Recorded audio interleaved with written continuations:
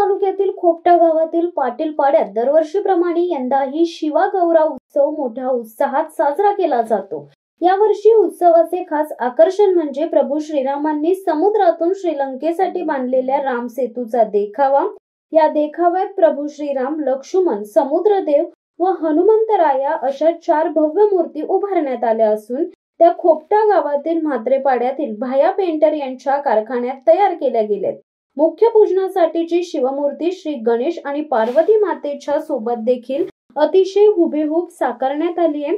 1 सप्टेंबरला सकाळी 7 वाजता शिवगौरा आगमन, 11 वाजता अभिषेक पूजन, दुपारी 1 वाजता महाप्रसाद, रात्री 11 वाजता शिवगौरा जागरण व पारंपरिक भवर नृत्य, तर 2 सप्टेंबरला सकाळी 7 वाजता आरती, दिवसभर दर्शन, रात्री 8 वाजता जॉनी रावत यांचा सुपरहिट ऑर्केस्ट्रा। 3 सप्टेंबरला दिवसभर भक्तिमय कार्यक्रम, विद्यार्थ्यांसाठी चित्रकला स्पर्धा, रात्री 9 वाजता हबप अलका वाल्लेकर यांचे सुश्राव्य कीर्तनाचे आयोजन करण्यात आले। शिवगौऱ्याचे मुख्य आकर्षण म्हणजेच विसर्जन सोहळा। यावेळी पारंपरिक शक्तितुरे आणि जंगी नृत्य स्पर्धा घेण्यात येतात।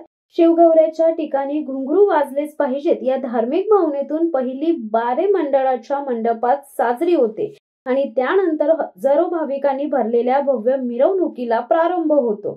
दरवर्षीप्रमाणे यंदाही सुमारे 20 ते 25 हजार भाविकांची उपस्थिती राहणार आहे। विविध बेंजो पथकांच्या तालावर भाविक अक्षरशः बेधुंद होऊन नाचतात। साधारण सायंकाळी 7 वाजता सार्वजनिक आरतीनंतर शिवगौऱ्याचे विसर्जन करण्यात येते। विसर्जनावेळी अनेकांच्या डोळ्यातून अश्रू अनावर होतात। वर्षभर प्रतीक्षा केलेला हा सोहळा गावकरी व भाविकांसाठी एक आध्यात्मिक व सांस्कृतिक पर्व ठरतो। शिवसत्ता टाइम्ससाठी प्रवीण पाटील, उरण।